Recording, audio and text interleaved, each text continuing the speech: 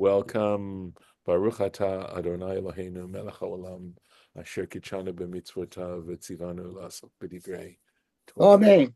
Amen. Gonna try and make this a little bit bigger. So, so the last time I was not very satisfied with my understanding of the Rashi at the time. I went back over. I went to the translation in Safaria and looked it over and totally, had to reevaluate what I had explained to you, at least according to Safaria's translation of what was going on there. So I really wanted to go back over that and let's see if we can take a look at that. Okay. Let me find the place if I can. Let's see here. It had, otherwise, I'll just explain it to what he's saying. But I would love to find the place. Okay, here we go. Actually, it's right here. It is right here. Okay. Let's see here. Okay. Uh, right. So it's we can look quickly at the verse, okay? And it says, right, Timla emo nafshi, right? May I have my fill, may my soul have its fill, right? So, or torishemo yadi, may my hand subdue them. Okay, so let's take a look at what Rashi is saying here. Okay, all right. So here he does this. He starts this on nafshi, because nafshi generally means my soul, and here he says ruchi or itzoni. He says it refers to my spirit or my desire, right? And here's where it got. I think this is where it got complicated the last time. Al titma, do not be surprised. Al teva, on one word, hamidaberet bishtayim, that can encompass two words. That's the Safaria interpretation of this particular Rashi. So when it said shtayim, I wasn't sure what was it referring to, but what it means, the shtayim here means two words, right? So timla emo, right, means timale mehem, right? So there are two words here, timale, may it be filled from them. And I can only say that the reason why there was a reason for my confusion because I don't feel like this is the first time we've had pronomial suffixes. Pronomial suffixes are something that happens. It's part of biblical Hebrew and Hebrew grammar, and the amor stands for mayhem. That's that from them, right? That's the pronoun them, and it's a suffix, etc. And he says, but for some reason, Rashi felt that this was the place where he needed to go into more detail. So he gives a lot of examples, and he says, Yesh harbe kelashon hazeh. There are many examples of two words, right, of that are encompassed in one word, that where one Hebrew word through, well, I would say through prefixes and suffixes includes more than one word. And it's part of the economy of Hebrew. Hebrew is a very economical language, I would call it that way. So he gives another example. This is from Judges chapter 1. Ki eretz hanega nitatani, right?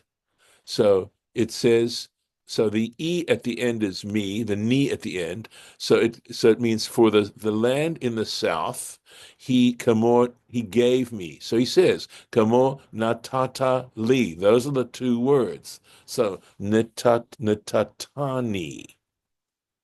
So velo yachlu dabro l'shalom gives an example, right? This is an example from Genesis, right? V'yelo yachlu, they were not able dabro. There's the suffix dabro, and that's a third person singular. In other words, they couldn't speak peacefully, speak daber to him peaceably, right? And he says, "Kamo diber imo." Those are the two words. speak with him. Jeremiah, Banai, I think it is, Yitza'uni, right? So Yitza'uni, there's that pronominal suffix, the ni, which means me, right? My sons, my children have provoked me, right? Kamo, or who have left me. Sorry, from Yatsa meaning to leave. My children, Yatsumi mini, they went out from me. Job 31. Mispar Tsa'adi Agidenu. Right? There's the pronominal suffix there, right? The number of my steps I will tell him. So he says, Rashi now gives the two words, Agid lo, I will tell him. But again, I must confess, I'm sort of a little taken aback that Rashi feels a need to explain that here, and I'm not really sure why this is the place. Is this the first time we're encountering pronominal suffixes? Well, no. I mean, he already gave the example in Genesis, right? Dabro l'shalom or l'shalom. So we have it there. So he says, Afkan, here too. Timla it means Timale nafshi mayhem. The amor is third person plural. My soul shall be filled from them, or my desire will be filled from them. So that's one little piece. That was one little difficult Rashi that I didn't know what he was referring to when he said them. Was he saying? And I gave a very different explanation the last time. Now here we go. The second example, Arik Harbi, I will empty my sword. So I won't do this on the inside. In other words, I'll just tell you basically, because I think we did this pretty accurately. I got the sense of what Rashi was saying, right? In other words, he's looking at that, I emptied my sword, and he's saying, wait a second, you might object. Why would you translate arik as, laharik to mean to empty? Okay? Because what you'd empty is the scabbard when you draw the sword. So here it means, I will bear my sword by taking it out of its scabbard. And he gives an example, he gives some other examples where it doesn't refer to the item from which it's being emptied, because it can refer to the item that's doing the emptying. And that's the point he makes. That's one point he makes. He also says, there are people who, this is down here, where there's another word. He says, okay, let's say here. Okay. Okay. Sorry, I wanted to find the right place. Okay. Uh, okay, so this is where he's talking about the sword or the wine that was taken out of its pouch. Okay, he says, don't, because of the fact that it's the pouch that gets emptied and the scabbard that gets empty, and you're using the word empty on the sword and the wine. He says, lidchok. He says to come up now with a forced meaning, tarik, arik. Harbi, meaning, we're saying that it means, it originally was saying that it's supposed to mean, I will bear my sword, right? And he says, but to try and translate that phrase, Arik Harbi, as Kilshon, using a different kind of translation, where here, look at this, Vayarek et Chanichav, which basically means he equipped his aides, right? So in other words, understanding it as sort of, and he says, is Dayan, he armed them. But so in other words, to say Arik Harbi means I armed them with my sword. Okay. And so he goes back and he says, we find clear examples of where it's talking, where this particular verb, Arik, etc., has to refer to emptying, to drawing, right? He gives other examples. So that's to try and review what we did and try and give a clearer explanation of what happened the last time, because I myself wasn't very satisfied with what I did. And I hope that what I did today is really helpful. Okay? So let's keep going on. Nafshavta baruchacha, right? Kisamoyam, right? You blew with your breath, right? Something like that, or with your wind.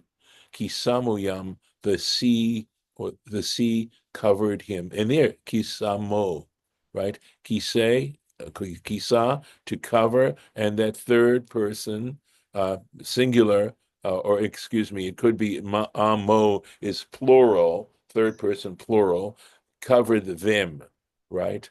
The sea covered them. Salalu, they drowned in the depths. He'll explain. Mitzulah, we've had that word already, meaning like a trench, right?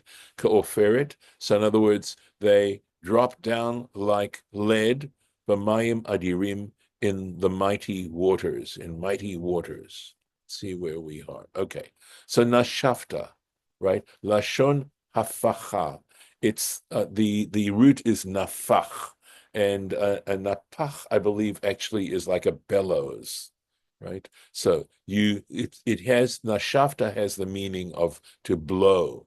V'chein, and he gives an example, Isaiah, v'gam nashaf bahem, and he blew at them, something like that. Salalu, we said that's to sink into the depths. Ishtaku, that must be the Aramaic translation. In other words, they drowned, they sank down. For amku lashon mitzula, he says they went down into the deep. Lashon mitzula, it has the meaning of a mitzula, that deep trench. Ke'oferet, these are, of course, words that are not common, and Rashi's translating them for us. Ke'oferet is aver. That's another word, perhaps a more common word for lead. And plume, right? Plume, it's in French, and you can hear this. We have that as meaning, that's, the meaning of lead. I believe that's the element is, I'm trying to think. What? Plumbum. Yeah. I'm sorry? Plumbum. Yeah, right, right. So apparently it's blaya in Yiddish, means lead. Going on. And here's a common expression. You'll recognize this. Mi chamocha ba'elim Hashem. Who is like you amongst the mighty, O Lord? Me, there should be a dagation there, right? Mi kamocha nedar bakodesh. Who is like you, splendid in holiness or glorious in holiness? Norat hilot, awesome of praise, Osefela, who does wonders, right? So that's, of course, been lifted into our prayer books. So ba'elim, it means b'chazakim, in the strong, the mighty ones. Kamo, and he says, example in Ezekiel chapter 17, Vet ele haaretz lakach. He took the mighty ones in the land. Could be referring to what happened after the first exile, where Nebuchadnezzar took the best and the brightest and exiled them to Babylonia. Another example in Psalm 22, let's see. Eyaloti le'ezrati chusha, right? My strength to my, oh, my strength, hurry to aid me. Noratilot. So what do we mean? Awesome of praise, something like that. And he says, Yarui, right? He is worthy, something like that. It is worthy, Mila Hagid hat, sorry, Tehilotav. It is, he is deserves, right? To have his praises uttered. But sorry, let me try and say this. Instead of saying ra'ui, yarui means it's a scary thing, right? In other words, um, we should be concerned. I believe that what he's saying is that when we mention his praise of God, it should be an awesome and fearful thing for us, and he's going to explain why. Pen yam itu, lest we do an inadequate job. So remember, I think there's an expression in English, something like, to insult with faint praise. So, in case our praise sounds faint of God, in other words, simply a way of saying how, in so many senses, any level of appreciation that we try to express of the divine just basically it's ineffable and it falls short, and we shouldn't ever think that we have done an adequate job of that. And it's a beautiful way, I believe, and a powerful way of expressing the fact that God's greatness. So he says, Kamosha Katuv, there's another example. This is actually from Psalms. Lecha, to you, Dumiyat Tehillah. Silence is praise. Meaning we never really adequately do that. We're always possibly guilty of faint praise. Going on. Let's see here. Natita yamincha, you stretched out your right hand. Tivlaemu aretz, the earth swallowed them up. Let's take a look at Natita yamincha, right? You stretched out your right hand. Kishahakadosh Baruch Hu, when the Holy One, blessed be He, Noteh Yador, He stretches out His hand. Now, of course, stretches out His hand is an anthropomorphism. It's a metaphor, and again, I think it means when God fully exhibits His power, because or the hand, the arm is a sign of strength. The hand is a sign of action. In other words, when God's power is really revealed, right? V'chashel, let's see, make sure. Sorry, I'm too much. Yeah, harishaim kalim. The wicked come to an end. They're annihilated. V'noflim, right? And they fall. Lefi, because shakol natun biyado, because ultimately everything is under God's power. This again is given into His hand. Again, always understanding hand as a metaphor for that, for God's ability to act. Venoflim, and they fall, behatayata, when it is extended. V'chein hu omer, and likewise it says in Isaiah 31, V'Hashem yateh yado, the Lord will stretch out His hand, v'kashal ozer v'nafal, and the one who is aiding will stumble, v'nafal azur, and the one being helped will fall. In other words, human ability, human effort, ultimately in that situation is fruitless. Mashal, it's an example. You could give an example in terms of trying to visualize this metaphor. Lechle zuchuki, chit, to glass vessels, hanutim bide adam, that were placed in the hands of a person. Mate yado ma'at, when he stretches out his hand a little bit, vehein noflim umishtabrim, they fall and break. So again, I guess what we could say, sort of visualizing human life in God's hands, and that we're like these glass vessels, and that when God moves it around a little bit, too much, we can get broken. Tivla emo aretz, right? So here we go. The earth will swallow them, literally, is what it means. Or if it were saying it's using biblical, the reversive form, even though tivla emo means in the future, that nevertheless it changes it into the perfect, in the perfect tense, right? The earth swallowed them. Mikan, right? So from this, we shizachu likfura, right? We're referring to those who were worthy of burial. In other words, the earth swallowing them mean they were buried. Bischar, because on the merit, she'amru Hashem atzadik, because at that particular point, they said, God is righteous, which of course gives us a sense of the importance of burial and the idea of the body returning to dust and the body returning to its origin. So without trying to pull out a lot more out of this, that's obviously what it's saying is we're talking about people who were punished, right? These Egyptians who were punished, but because before they died, they admitted that they were in the wrong and that God and they were admitting a higher power that they deserved burial, proper burial. Let's go on. Nachita bechastecha amzuga alta. So I believe this would be you led in your chesed, in your kindness, amzu, this nation, ga'alta, that you redeemed. Nehalta, you guided be'oscha, with your strength, el neve kochecha, to your holy habitation. Interesting where this song is going at this point. Let's see if there's any. Nahalta, right?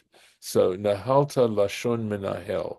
So he says again, the word Nahalta, it has the meaning of Menahel is, by the way, a modern Hebrew word meaning the school principal. In other words, to direct, right? Direct. Ve'unkulus tirkem lashon noseh. However, when he says ve'unkulus tirgem, I think he's not saying it's Rashi is possibly disagreeing with Onkelos, but he says he understood it as a language that means to carry, noseh. Ve'sovel, again, another word, to have to place a burden, right? To take on a burden. Ve'lo diktek, and so here he's outright saying that Onkelos was not careful lefaresh achar lashon ha'ivrit. He was not careful to make sure that he was translating it according to Hebrew, the way the Hebrew would mean. Shamu amim yirgazun, nations heard and trembled. Chil achaz yoshflei plashet, the agony seized the dwellers of Philistia. So now we're not talking about the Mitzrim anymore. We're not talking about Egyptians. We're talking about the people in the land of Canaan, I believe, right? So Yirgazun mitragzim. So it means they became they trembled. They themselves trembled. Yoshvei Plashet, the dwellers of Philistia. So why the dwellers of Philistia? Mipnei shehargu et bnei Ephraim. The reason why they had reason to be concerned and why God, if we would say, well, this is because God was punishing them too. Okay, so why was God punishing them? Mipnei shehargu et bnei Ephraim, because they killed the children of Ephraim, shemiharu et hakates. So there's a tradition, you may not be aware of this, that prior to the ultimate Exodus, one of the tribes, Ephraim, tried to leave Egypt early. Apparently they were successful in leaving, but then wound up being killed by the Philistines. V'yatzu b'chazakah, and they forcibly left. In other words, the tribe of Ephraim were members of them. So it wasn't the entire tribe. They were members of the tribe of Ephraim. And I think when he says Yatzu b'chazakah means they did not do it under God's guidance, that they sort of forcibly left Egypt. K'mefurash b'divrei ha'amim, he says it's explained in the book of Chronicles. So it's there in the Bible that refers to these people of Ephraim. V'hargum anshe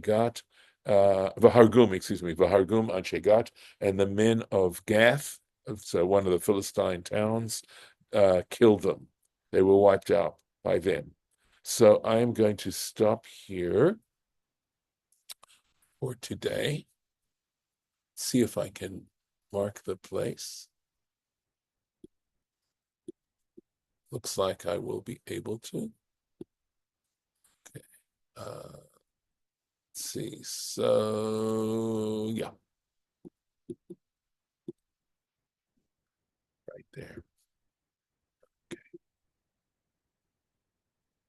And I'm going to stop the share, give you a chance to comment if any of you would like to say anything about what we're reading here. It's it's just the song of triumph. What can I tell you? Okay. All right. No comments. Very good. All right. I'll stop the recording.